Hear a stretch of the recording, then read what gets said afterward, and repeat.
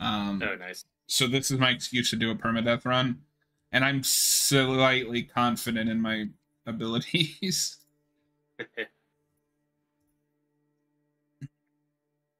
What have you been playing, What Dave? What's up? one thing that I wanted in the base game of the second one that I don't recall ever actually mentioning, but just as a tiny little bonus thing, I was like, oh, it'd be cool if they had just a mini game for playing the guitar. And I guess they've added that to this version. Have you tinkered with that at all? The the only thing I've done is booted it up to import the save. Okay. Because I don't know if like the game you can unlock like different songs or if you have to do it entirely on your own. But I think that's just a really cool, nice little extra thing they've added where you can just play a character whenever and just mess with because the guitar gimmick's kind of fun. Yeah, no, I definitely want to mess around with that a little bit.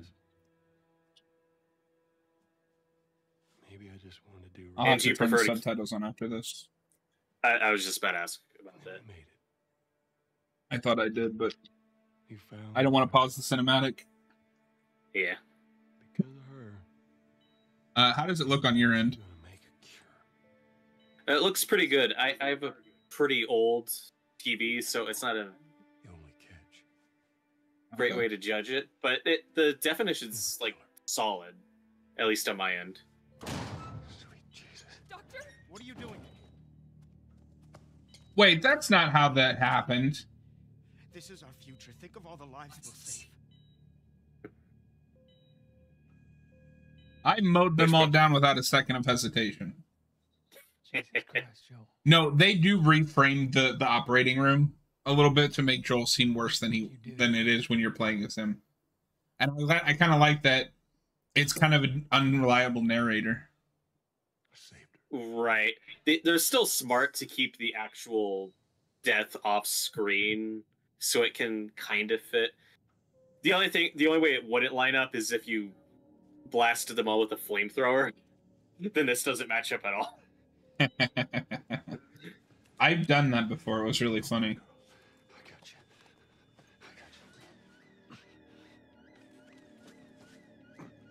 Cover the exit. Don't let him get away. But yeah, when I first played this, I think I just shot the doctor, the surgeon, but I spared the others. That's not. You shot the deputy, first... but didn't shoot the sheriff. No, that's not true. On first playthrough, I definitely shot everybody because I didn't know you could spare them. And I thought, well, they're probably going to attack me, so I'll kill them. That's a lot. I didn't know you could spare the nurses. What does Ellie know? But what I consider the canon version of the game scene is Joel slowly approaching. I told her. The surgeon approaching you, and then grabbing the scalpel and shoving it in his neck. That's what I consider like the canon game version of his death. And she believed you? Okay. In the show, it's Joel shooting him in the head, but it's still played ambiguously enough, like self-defense, since we at least do see him pick up the scalpel and walk toward him. So it's brutal and very cold when Joel shoots him in the show, but you could still at least interpret that as some type of self-defense. Also, I meant to ask you before, but I kind of just had to jump into it. I just made you a mod in our YouTube chat, so because I know how that people in this game can get. So just keep an eye on the chat if you wouldn't mind. If there's anything too wild, you're free to ban them. I will support your decision. Okay, people get testy about this game. That's for sure. They do. I actually used to mod for a streamer friend of mine, and I had to work some overtime when they were playing this game. Yeah. People. Oh man. Get comfortable with. Right. I do everything with movies, subtitles. Yeah, but with movies and shows, I hardly ever do. Oh. And sometimes I regret it because a lot of more modern shows with a lot of different things going on with sound, there will be some dialogue where I'm like, I don't understand what they just said. So I know this is remastered for the PS5, but like, even on the PS4, it is insane how good this game looks. Oh yeah, it looked incredible. Naughty Dog are wizards. I was really blessed because a friend of mine has his family has a mini home theater, and I got Last of Us 2 before he did, but he wanted to borrow it and play it on his PlayStation 4. So I got to watch him play the first couple hours of it in their mini home theater, and like, oh, it looks so good on a projector and like really big. So for reference, so I have this streaming to my computer to stream, but I am actually looking at my TV, and I have a 55-inch LG OLED. Nice. It looks amazing. Yeah, and this opening sequence is just beautiful. Yeah. The music is fantastic. And I think this is a smart way to open it up to kind of slowly ease you into what I think is otherwise one of the darkest games I've ever played. Oh yeah, it's messed up. And we're gonna be fully transparent about spoilers, right? We're not gonna assume that this is anyone's like first experience with the game. Do you want to give that warning? So I guess I'll say now this game is 4 years old. If you don't know anything about it now, you shouldn't even be in the stream. We're not gonna worry about spoilers. Because one thing people have talked about with this game kind of after the fact is just the fact that this is your only place where you really get to play as Joel, and it's the first person you play as. And the first person you play as in the first game was Sarah, which means in both games, the first character the player plays as dies early on. If they make a third game, I don't know if they'll continue that. That might just be a coincidence, but it's something that some people have pointed out. You know, I never even thought about it, but there's some truth to that. Third game starts and you start as Ellie. Wait, no. Exactly. Which is, obviously, I get why it's a big swing. Not everyone's going to be happy about it. We'll discuss it more in depth later, but having Joel die early on, I get it, why that would upset some people and why you don't like this game for various reasons.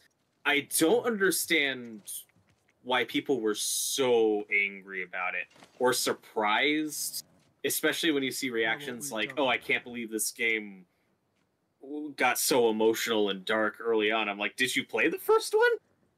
There's this weird meta narrative that Joel needed to die a hero's death. But A, he's not a hero in the first game. The game goes out of its way to tell you this. And B, this isn't a fantasy like action game. This is a gritty survival adventure game. People don't go out in heroic ways in a universe like this. They die in painful, nasty, messy ways. Yes. Like, Sarah's death is just unfair and cruel. And obviously there are different things. Like Sarah, you don't spend that much time with. It's just a thing to get the plot rolling. So you don't spend that much time with her when she dies. Whereas Joel, we've spent a whole game with, so obviously it's a lot more emotionally devastating. But that's all the more reason why it should be Joel instead of like Dina, which the trailers let us believe. Because if you kill Dina early on and that's what the revenge quest starts from, it's like, okay, that's emotional. I'm invested in Ellie, but it's not even half the gut punch that it is with Joel. You wouldn't feel the visceral rage that Ellie feels.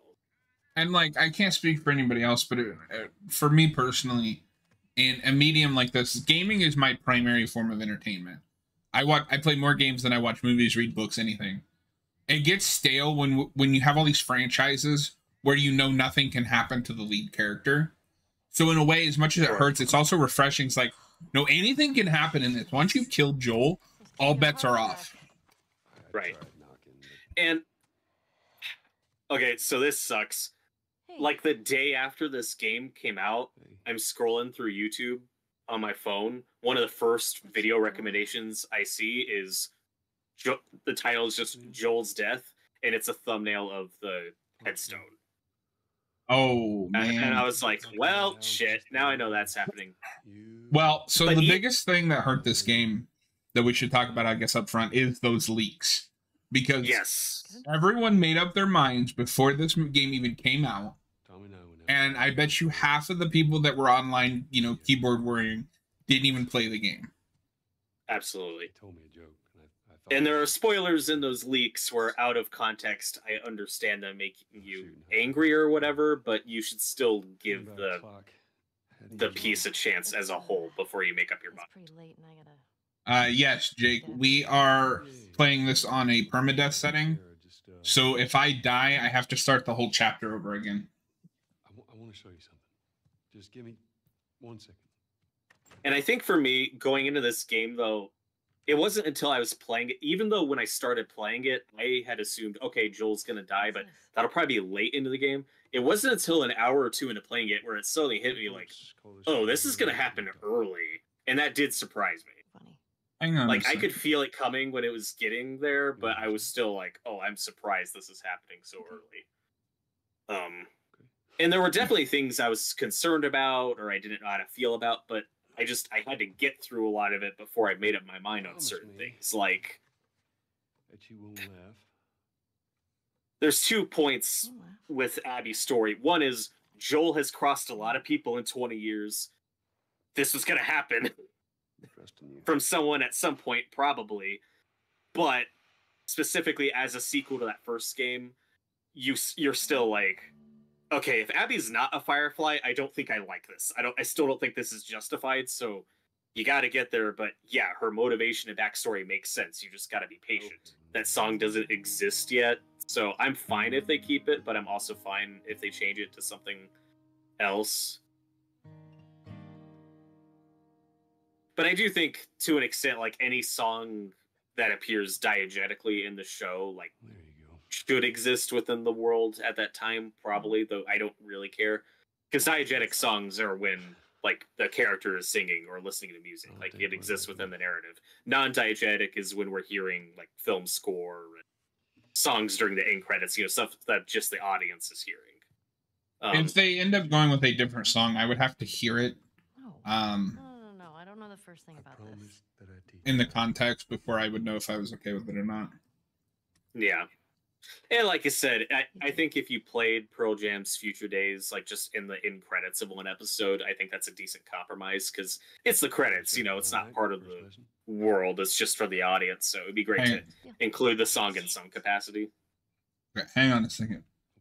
Zed, what do you mean? Is there some kind of background noise? Okay. Do you remember the joke?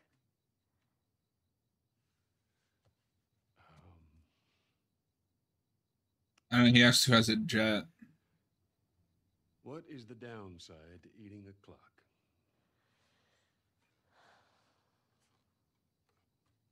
It's time consuming. God damn it, Joel.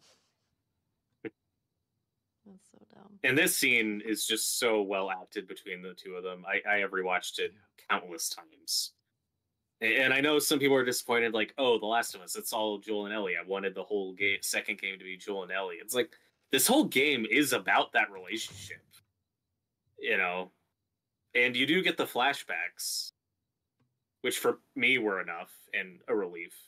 I mean, I've said it once, I've said it 100 times, Jake. You're just wrong about the end of the first game. Joel was absolutely correct for what he did, but it was the wrong thing to do, but the right time. That's if you some want feedback. What the hell is that? Oh, it's part of the soundtrack. Anyway, yes, feel free to tell us your thoughts on the ending. Well, and one thing that I think the show gets right that I think some people miss the point of is just the fact that the Fireflies suck, and they're losing. They're losing badly. And remember, like, these aren't all soldiers or mercenaries. Like, most of them are just people. And at the start of that first game, because we're used to stories like Star Wars, where the rebels are the good guys and they're going to win. And that's just kind of how you view the Fireflies for a lot of that game. But they do suck. Like, they are losing that whole time. So when you get to the end of that, both the game and the show, and just the fact that Joel is able to take so many of them out, like, is it a bit far-fetched? Maybe, but it's important to remember that they're not very good at what they do. And I think where the Fireflies crossed the line was not telling Ellie. Jake doesn't see the Jake has an issue with Joel's actions more than anything, because he can't comprehend choosing someone you care about over all of humanity for a vaccine that may not even work. Yeah, that's a big stretch. That like it's not even a certainty that this will work. And I don't think any parent, any loving parent anyway, could let that happen. At least without their child's permission. Like, for me, the tragedy of the first game is that if the Fireflies told Ellie, like, hey, we can make a cure, but it's gonna kill you. You're not gonna survive this. Feel free to say if you disagree. I think Ellie would have gone along with it. I mean, this game pretty much confirms that she would have. Yeah, and obviously that's a big decision for a 14-year-old to make, and maybe not one that any 14-year-old could possibly be mature to make, but after everything that happened with Riley and that whole experience, like, yeah, she would have gone with it. She literally says at the end of the first game, like, I'm waiting for my turn. Vegeta says they confirmed it would have worked. But is that in the game? Because personally, unless it is in the work, I don't count it, because you can say anything after a piece comes out. And we've established that the Fireflies are extremely ineffectual at what they do, and I find it hard to believe that they would even been able to spread the cure to that many people, honestly. Yeah. No, there's just too many variables there that it wasn't worth sacrificing somebody's life. I would strongly disagree with anyone saying, oh, the cure would have saved the world. Like, you really think the Fireflies would have been capable of spreading it that far? When we meet, the first Firefly we meet is Marlene, and she's shot and asks Joel and Tess to take Ellie because she's desperate. Like, the Fireflies suck. Excuse me? But like I said, so back to the morality of the ending. I do think if they told Ellie what they were going to do, she would have gone along with it. And then if Joel still kills everyone and saves Ellie, then Joel's definitely in the wrong. And I don't know if he wouldn't do that. I really don't know. I don't know. Would have considered. I don't know, Vegeta. I get where you're coming from, but my read on the game is like, that is something the Fireflies think they know, but there's no actual evidence that any of the cures would have worked, and there's no evidence that they could have distributed the... I can't talk today. Distributed the cure to enough people to make a difference. What if they ran out of cure? How are you going to make more? Yeah, she'd be dead. Yeah. And feel free to correct me if I'm remembering this incorrectly, but when Joel tells Ellie that, like, they've been looking for a cure for a while and have experimented on other people, I don't believe that's entirely a lie. Because if you listen to that full tape from that one Firefly who died, who got bit by the monkey they were experimenting on, like, I believe that information is in the game. I don't remember if there's anything about other immune people like Ellie, but they had been experimenting and trying out things for a while. So, like, that's not entirely a lie. Yeah, they were working with monkeys to try to find a cure. It's very 28 days later. Yeah. Hey. Look. And so, like I said, I think where the Fireflies screwed up was not telling Ellie that they were... Like, that is absolutely morally the wrong thing to do. I get ends justify the means and the greater good and all that, but not telling a child that you're going to murder them to make a cure, like, that is where they cross a line for me. Okay. And then where, in my opinion, Joel crosses a line is not telling Ellie the truth at the very end. Like, I understand him being reluctant to, but once she asks him to swear to her, that's the moment he should tell her the truth. Yep. And would she have gone with him to Jackson still? I think so. I'm not sure how she would have taken that, but I think she... Like, her saying okay is saying, like, oh, at least my read on it is, okay, I don't believe you, but I'm going to go along with it. It's just that for after 4 years of him sitting on that and the multiple conversations about it, I think that's what leads to their rift later in this game. And her reaction to the truth is just the fact that it's 4 years later and he was never going to tell her the truth. That's at least my read on it. It's a bunch of different things. And we'll get to it when we get further in the game. I mean, that's fair, Vegeta. Like, I have no issues if that's how you choose to perceive the events of the first game. But I think there's more to it than you're giving the game's writing credit for. But I'm happy that that works for you. You know what I mean? I just don't think it's that simple. Yeah, it's absolutely not. And when they were playtesting this game, like every single person who was a parent who they interviewed or questioned about the ending, like, would you do what Joel did? Like, every single person who was a parent said, yeah, they would. Like, if you're a loving parent, it's hard to believe you'd actually be willing to sacrifice your child. Like, world be damned. Like, be safe. So yeah, the game is a love story. It's a dark love story, and is it a toxic relationship? I mean, to an extent, yeah. Toxic it's relationship like for a toxic world. Yep. Hey, Gina. Can I talk to you? Hey, guys. I'm tapping out. Come on. How long?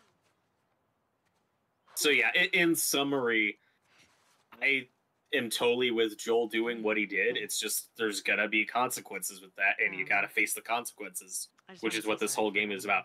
I just think Joel screwed up by not telling Ellie the truth, and I think the Fireflies were clearly in the wrong for not telling her, like, oh, we'll just put her to sleep and murder her. Like, that's why, I mean, it's a good scene, but I hate the flashback with Abby and the Fireflies so much, because she's like, well, if it was me, I would do it, and that's what convinces her father, and it's like, yeah, but it ain't you. It's easy to say that in a hypothetical situation. I'm not saying the scene doesn't work, it just pisses me off every time, because it's like, we're talking about a child you didn't tell you were going to murder. I'm not even playing! Because you're a chicken? You're a chicken! I hate this kid so much. You want to fuck him up? And here we have Dina, who is by far my favorite character in this game. She's wonderful. Yeah, I might be blanking on the actress's name. I think it's Shannon Woodard. I need to double check that, but she is so good. And I had just seen her in Westworld. She's in the first season of that show. And it took me a while to, like, connect the dots. So I'm like, oh, holy shit, that's that actress. Like, she's a supporting character in Westworld.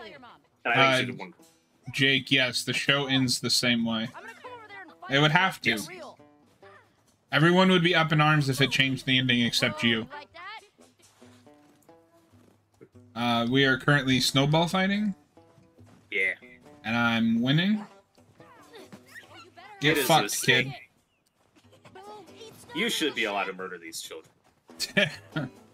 I agree. Like, this is where they give you, like, the nail bomb and Molotov cocktail. That'd be amazing.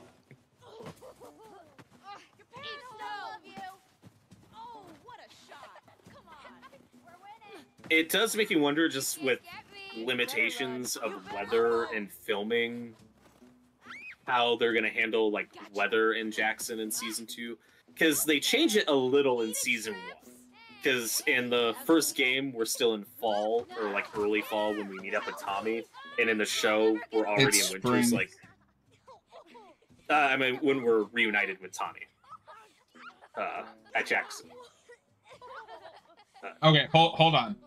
So, when we're reunited with Tommy and Jackson, you mean when we find Tommy, right? The first time? Yes, it's early fall. Are you talking about in the game or in the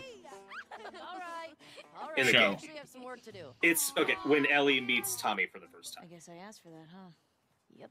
No, yeah, you're right. That is fall. Okay. Because I had to like play through it. Yeah, I had to play it through. I hate winter in that game because you get lost every time. That's funny because that's my favorite section of the game. It's just the part is when you're playing as Ellie and Dave in the town, and there's like a blizzard going on. Oh yeah, it's kind of a maze. I hate playing it. I love it storyline wise. Thank you. Yeah. So in the show, we move up winter a little, like it's already winter when we get to Jackson in the show. And the game, the reason why I brought that up is it just depends on like when they film certain episodes for season 2, and whenever we get to Joel's death, the blizzard's a really big factor in that, and that's kind of a hard thing to work around if it's not winter for that portion of the show. You know what I mean? You can recontextualize it. Yeah, it just makes you curious how they're going to play it, because a lot of people who don't like how Joel's death is answered say, oh, like, Joel and Tommy wouldn't do that, it's too contrived, and in my opinion, there are enough outside factors to justify them making that mistake. Like, there is a horde after them, they're in the middle of a blizzard, like, those outside factors to me play a lot in that mistake. And we'll talk more about his death when we get there. Yeah, I also want to mention Jesse. I think he's awesome. He's a really likable dude. Come back. Yeah. Be smart about it. All right. Get going.